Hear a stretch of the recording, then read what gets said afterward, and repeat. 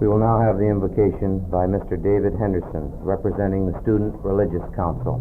Mr. David Henderson.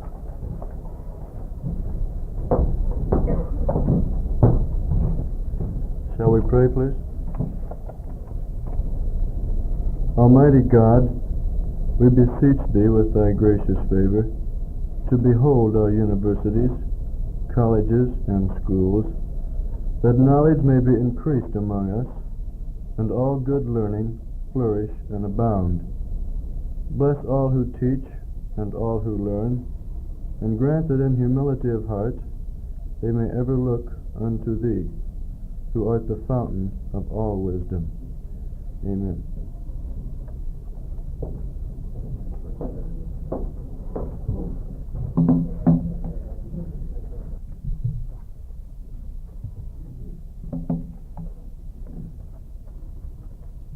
At this time, I would like to introduce some of our special guests for this dedication. Would you please hold your applause until all of our special guests have been introduced? Mr. and Mrs. Alex Bracken, President of the State Teachers College Board. Mr. and Mrs. Bracken. Mr. and Mrs. Walter Scholler Sr. and Mr. and Mrs. Walter Scholler Jr., architects for Studebaker Hall.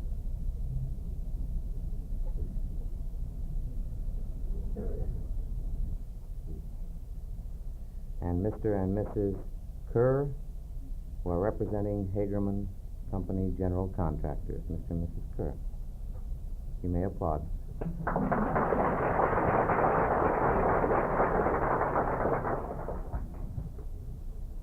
So often, it is impossible for people for whom memorials are built to be given the opportunity to enjoy and share in their use. How fortunate we are to have several of the honored faculty members for whom these halls are named, as well as the members of their families with us tonight. The faculty members for whom these halls are dedicated have devoted cumulatively more than 145 years to Ball State Teachers College.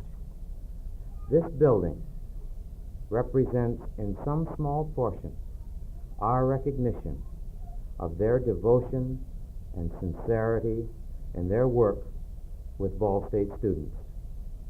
Dean Robert Bell, present Dean of the Division of Fine and Applied Arts and future Dean of the College of Business, has been asked to make some remarks as dedication statements. Dean Bell.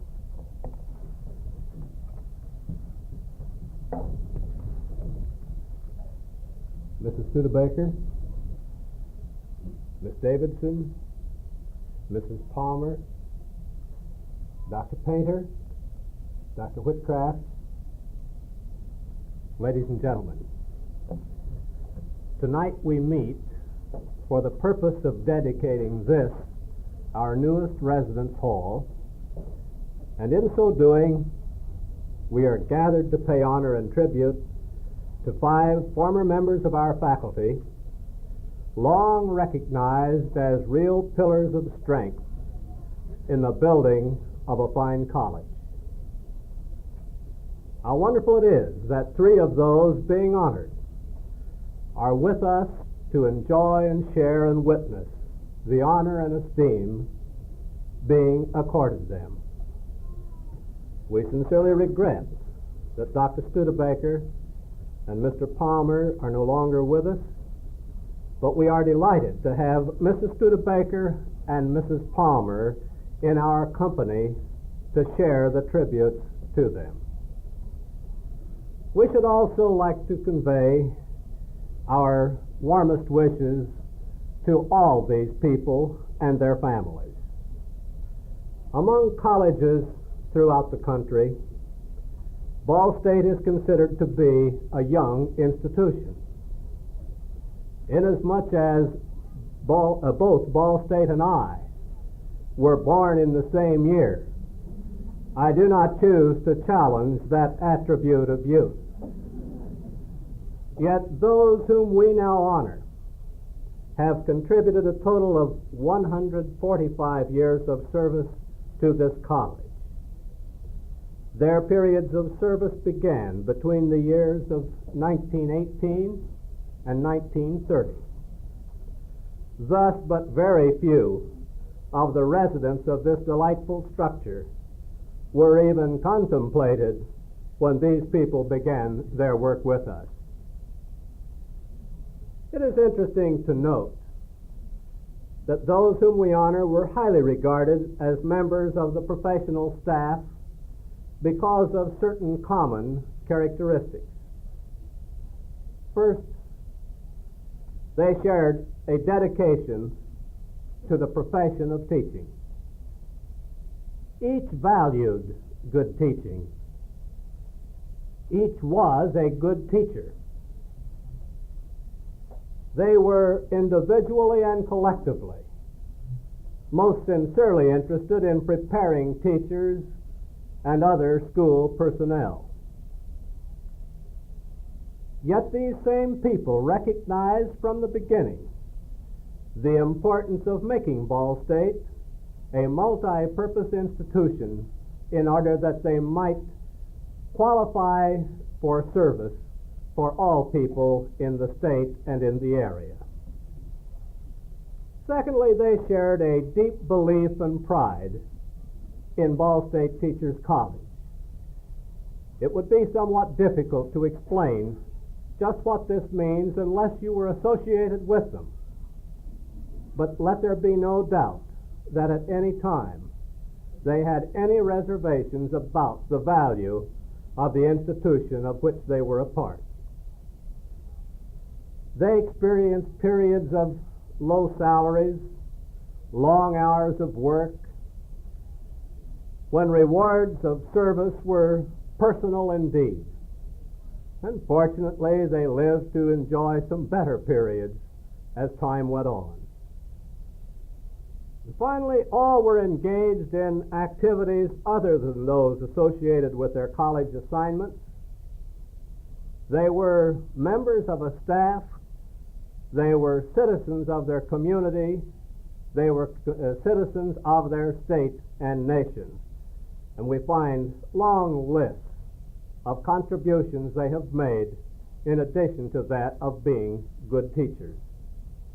But it seems to me that they are most loved and revered for their differences rather than for their similarities.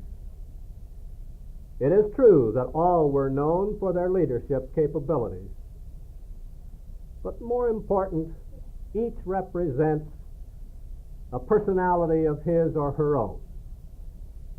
Each earned his reputation and respect by his own doings, and each was different from all others in a variety of ways.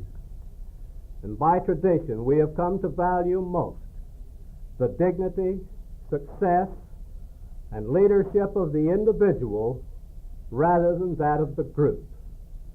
And so it is that this complex and its components shall carry the name of these five persons.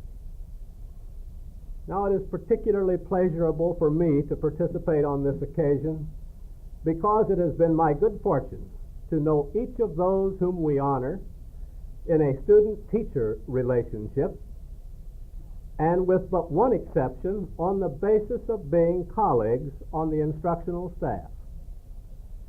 It is terribly tempting to reminisce about many most enjoyable experiences, but in the program that follows, highlights of the careers of each of these people will be presented for you. It was my good fortune to study under Dr. Mark E. Studebaker, later to join his instructional staff, and finally to succeed him as head of the Department of Business Education. May I, therefore, recapitulate but a few of the accomplishments and characteristics of this gentleman for whom the Marquis Studebaker Halls have been named. Marquis Studebaker was born at Shidler, Delaware County, in 1888, and he was graduated from Muncie High School in 1906. He obtained his A.B. degree as the only graduate of the class of 1910 at Manchester College. He received the B.S. degree from the University of Pittsburgh in 1917, the M.A. degree from Ohio State University in 1929, and an honorary Doctor of Laws from Manchester College in 1938. Dr. Studebaker's teaching career spanned a total of 44 years, 36 of which were given to Ball State Teachers College. He came to Ball State as head of the Department of Business Education in 1918, the year the college was being started. His was a strong arm of leadership. He organized and managed the first bookstore on the campus, opening it in 1923. He was a co-founder of the Indiana Business Educators Club and served as its first president. He served as president of the National Council of Business Education and of the National Association of Business Teacher Training Institutions. Dr. Studebaker organized the Indiana chapter of the Future Business Leaders of America and served as its sponsor until his retirement. Under his sponsorship, Xi chapter of Pi Omega Pi and Pi chapter of Delta Pi Epsilon, graduate and undergraduate fraternities respectively, were established on this campus. It was he who founded and edited the Ball State Commerce Journal, organized and managed the Indiana Commercial Contest for a period of 20 years, and it was he who organized the first series of annual professional conferences for business teachers in Indiana, the 41st of which will be held on this campus next week. Dr. Studebaker contributed regularly to the literature in his field, including the authorship of a textbook in bookkeeping. But it was his interest and pride in his staff, the students, and teachers throughout the state of Indiana, and the nation for that matter, that seemed to give him his greatest satisfaction. Avocational interests of Dr. Studebaker included the management of his farm north of Muncie, and during the later years, travel and photography occupied an increasing portion of his attention. It was in 1954 that Dr. Studebaker retired, and just 3 years later, on June 24, 1957, he succumbed while vacationing with his wife Margaret in Gatlinburg, Tennessee. His was a full and fruitful life, a life of meeting to literally thousands of students, teachers, and friends. Professional contribution, personal integrity, leadership, friendship. These are but examples of the reasons why we who knew him are so pleased that this complex of halls shall forever bear his name. May I present to you Mrs. Margaret Studebaker.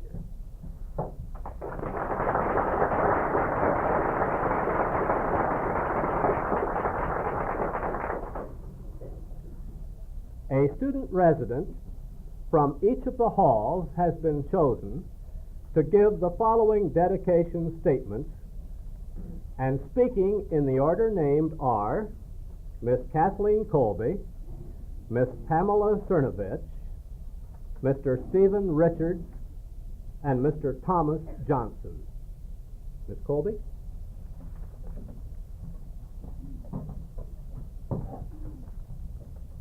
Miss Ethelyn Davidson. A teaching career that has spanned nearly half a century has been the major contribution of Ethelyn Davidson to the Muncie community and to Ball State Teachers College. She is the first Ball State graduate for whom a residence hall has been named.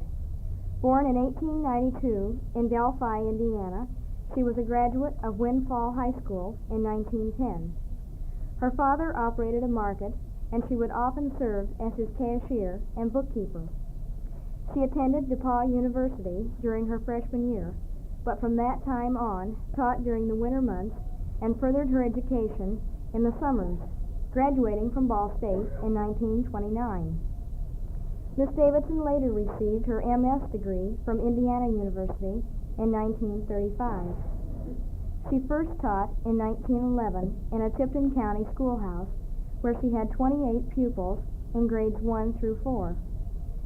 She then taught upper grades and junior high school subjects in the same county until 1919, when she moved to Muncie to teach mathematics and reading. She taught in the Muncie Public Schools for 10 years before joining the Ball State faculty in the summer of 1930 as an instructor of penmanship and spelling. In 1936, she was named an assistant professor of education and continued her teaching of college courses until her 1959 retirement, with the exception of a 1943 to 44, when she taught business education courses at the Burris Laboratory School. In the late 1940s, she authored a series of texts, I Learned to Write, for grades 1 through 8, writing the guidebooks for the series as well. She has continued to revise this series, which is in use today in the Indiana schools and a number of other states. Miss Davidson carried her enthusiasm for her college and its work into her community associations. She had numerous speaking appearances in the Muncie area and has maintained her interest in and association with the American Association of University Women.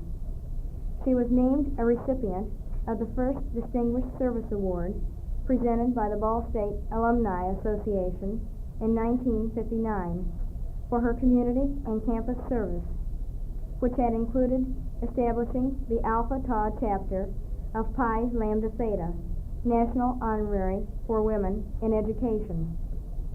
Her retirement in 1959 has not brought an end to her warm association with the college and its activities. She continues to attend many of the convocations and other programs at the college, and to participate fully as an emeritus member of the faculty. May I present to you Miss Evelyn Davidson.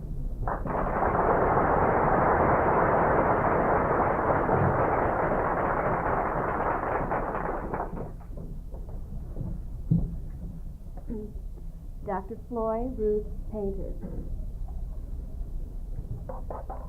Floy Ruth Painter has been one of those fortunate people who has put together her life interest with her life work, an interest and concern in man's social problems, coupled with a career of teaching and working in the social sciences.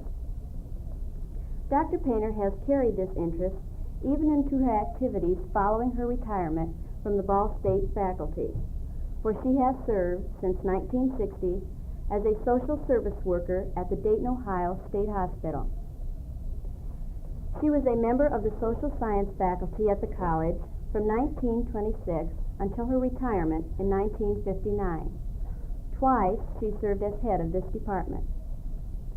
Her previous teaching had been in Iowa and Illinois public schools and the Burlington, Iowa Junior College as head of the history department for 4 years. She had graduated magna cum laude from Knox College in 1915 and received her master's degree in 1919 and her PhD in 1926 from Indiana University. Throughout her teaching career at Ball State, students not only heard lectures and discussed social problems and issues, research projects carried these students into Indiana communities and their social agencies. Field trips to state hospitals and institutions brought the students face to face with the realities of social questions beyond the scope of any textbook. Those in advanced classes were assigned case studies working with Muncie and Delaware County agencies. Dr. Painter continued her activities in social work throughout her 33 years on the Ball State campus. She engaged in field work at the Indianapolis Juvenile Court. She was a consultant for other agencies, and she lectured widely before clubs and civic groups on the roles and needs of social agencies and institutions. In 1957-58, she conducted extensive research on social legislation in Indiana. Dr. Painter has a deep interest in world history, especially Egyptian. Her travels abroad have given her a chance to develop this interest firsthand. She has written scholarly articles, and her book, That Man Debs, a study of the life of the social reformer Eugene V. Debs, was published by the Indiana University Press in 1929. She found time throughout her teaching for her hobbies of tennis, horseback riding, and cycling. But her basic interest in man's social problems has overshadowed these activities and continues even now to be the center of her life. It is my privilege to present to you Dr. Floy Ruth Painter.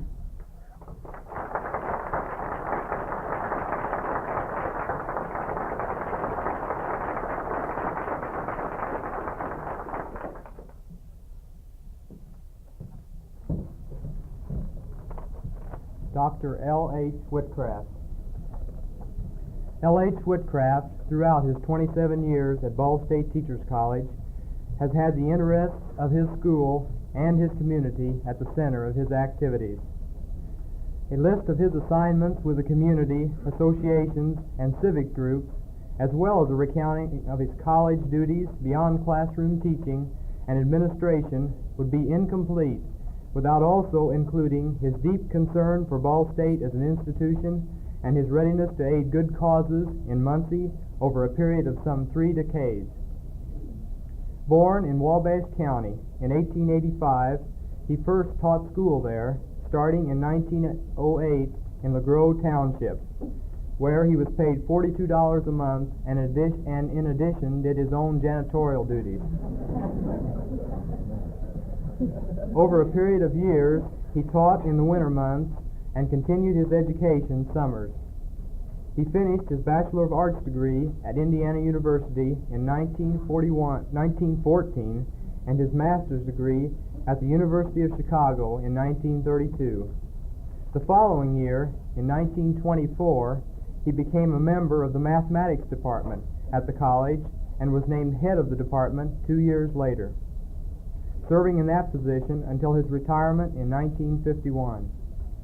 In the meantime, he had continued his graduate work and was awarded his Ph.D. from Columbia University in 1932. Dr. Whitcraft was active in state and national mathematics associations, edited articles, and authored 3 mathematics textbooks. He served on a number of college committees, many of them for years. Dr. Whitcraft's interests are deep in whatever he does. His work in Muncie civic endeavors was broad and meaningful, as, for example, his serving as the college representative for the Red Cross and the Community Chest. A member of the First Presbyterian Church, he was an elder, deacon, and a trustee. He frequently indicates his appreciation of the work of others who also are involved in developing Ball State into a multi-purpose institution with a growing student body, a process well underway at the time of his retirement. He assumed a Muncie business position upon retiring, but returned to the campus briefly as a teacher 4 years later. Dr. and Mrs. Whitcraft then moved to Pompano Beach, Florida, where he continues to follow as closely as he can the development of the college and the growth of the city of Muncie. May I present Dr. L.H. Whitcraft.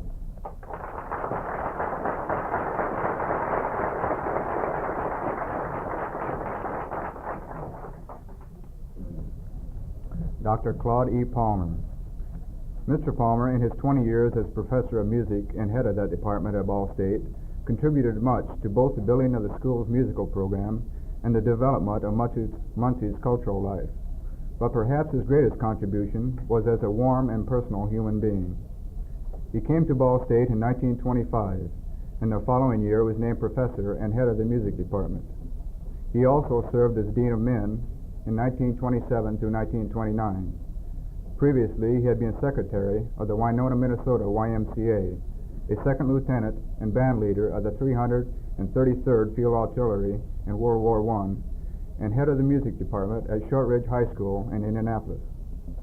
He received his Ph.B. from Hamline University in 1911, his M.A. from Columbia University in 1930, and he spent 2 years at the Northwestern University School of Music, including other graduate work at various other schools. His interest in music evidenced itself early in his life. By the time of his high school days, he was singing in a high school quartet, the church choir, and was playing clarinet in a city band. At Hamline, he again was a member of a quartet and president of the college band. He developed the Winona YMCA musical program. But it was here in Muncie that he was able to fully develop his musical capabilities and his administrative potential. He was a leader in the foundation of the Muncie Civic Music Association, directed the First Presbyterian Church Choir, helped plan the annual Christmas Community Sings, and developed the College Community Orchestra and the Matinee Music-Cal choruses. He organized the Ball State Marching Band and directed the college's band, orchestra, robe choir, and men's glee club. He participated in numerous professional organizations and was to serve as president of the music section of the Indiana State Teachers Association at the time of his death. A complete musician, he enjoyed all music and belonged to no school. He abhorred poor performances, but was patient, kind, and sympathetic in working with music beginners. But beyond all these achievements was the respect and love in which he was held both on campus and in the community. At the time of his death, which came on February 1st, 1945, following a brief illness at the age of 58, a newspaper editorial in Muncie said that it was doubtful if any member of Ball State College was better known or liked than Claude E. Palmer. He worked in groups to find the best answer rather than forcing his viewpoint. Understanding and cooperation would have been the terms to characterize his working relationships. His impression on thousands of students who came to his classes has been termed indelible, and it was no less upon his colleagues in the Muncie community. May I present Mrs. Claude E. Palmer.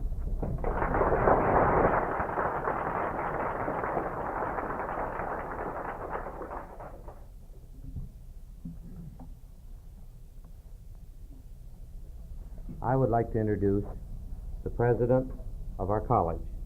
His foresight, wisdom, and firm belief in the youth of our nation has been an inspiration to all of us who are privileged to work and associate with him. It is my privilege to introduce Dr. John R. Emmons, who will make a few dedication remarks. Thank you, Dr. Spiro. I'm confident that all of you are happy that we could participate in this occasion. First, let me say we are honored by the presence of our distinguished guests who have returned to be with us on campus, some of the members of their families. And now I should like to depart from any written part of the program we have and ask all the members of our emeritus group and their husbands and wives who are here in this audience to please stand, and then the emeritus group on campus or on this platform to also stand. Wherever you are, will you please stand? Husbands and wives, all members. Okay, let's give them a round of applause.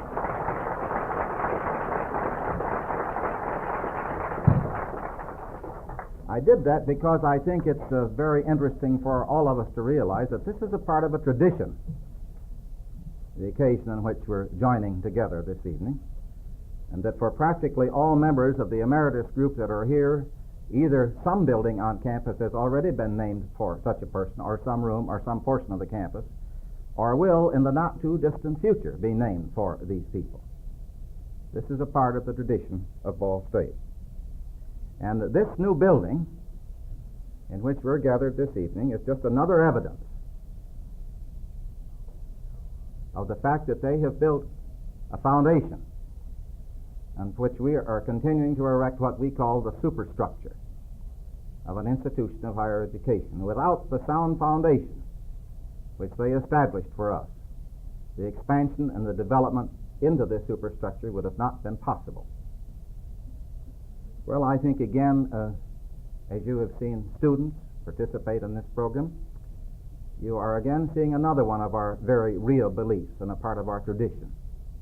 Tradition in which we say that a college education is the sum total of the experiences that students have on and about the college campus.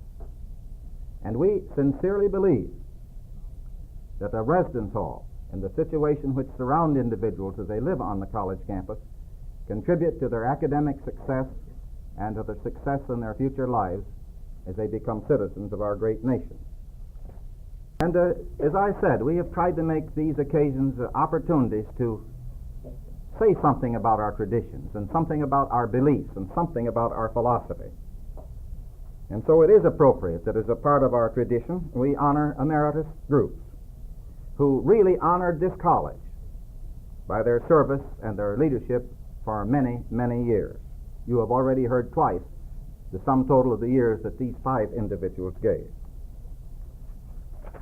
It's our hope and expectation that the young men and young women who live in this building in 1964, in 1974, and in the year 2000, and the years to come, shall, by following the examples that have been set by the individuals who we honor in these ways, that they shall make their contributions to the development and expansion of their lives and to the history of this institution in the years to come. This is the tradition, this is the past, this is the present, and this leads directly into the future and the continuity of what we call this institution of higher education. Thanks for being with us.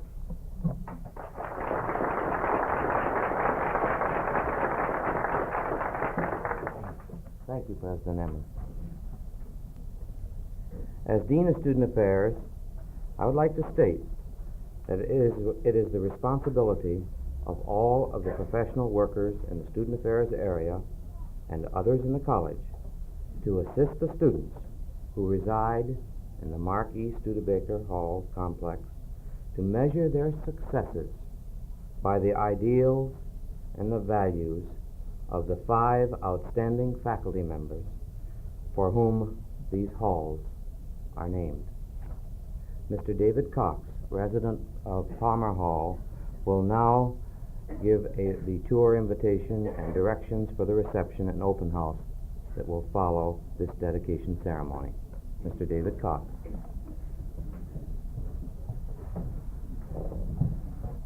At this time, I will excuse the student guide that they may go to their assigned posts. The educational philosophy of Ball State and the Residence Hall program includes learning by experiences. These experiences are to develop a student into a well-rounded and productive individual, and many are gained outside of the classroom in our campus home. A few of these experiences include living with others of different beliefs, working and relaxing as an individual and in a group, and organizing meaningful experiences by utilizing the facilities of the Residence Hall.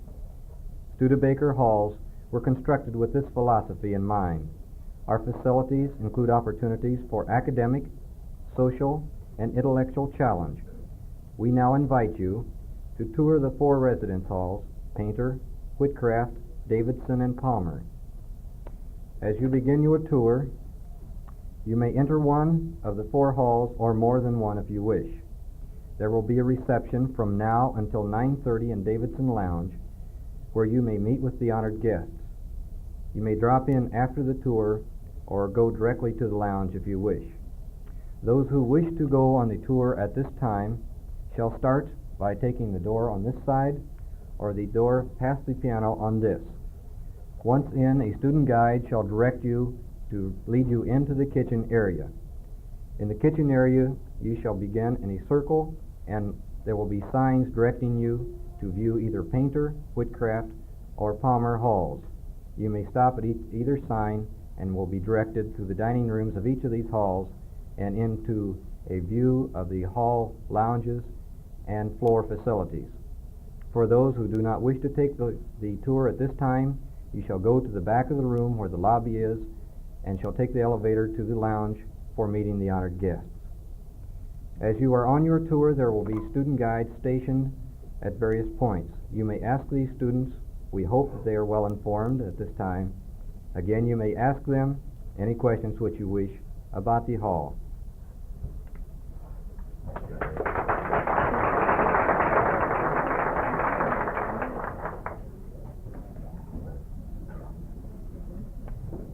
We can go ahead and take the tours now. No, it's wonderful. This mic, he didn't.